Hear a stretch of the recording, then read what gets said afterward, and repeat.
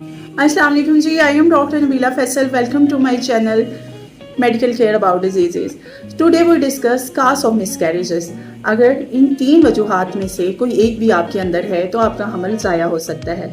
Number 1, आपके hormones का गैर मतवाज़ी होना, यानी कि PCOS या PCOS-D होना.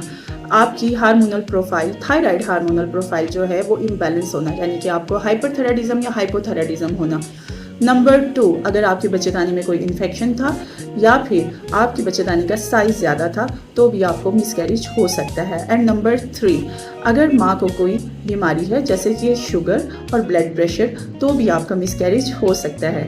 तो जैसे ही आपका हमल का टेस्ट मस्बत आए तो अपनी गायनाकोलॉजिस्ट से रजू कीजिए ताकि वक्त रहते इन मसाइल का हल निकाला जा सके. अल्लाह हाफिज़.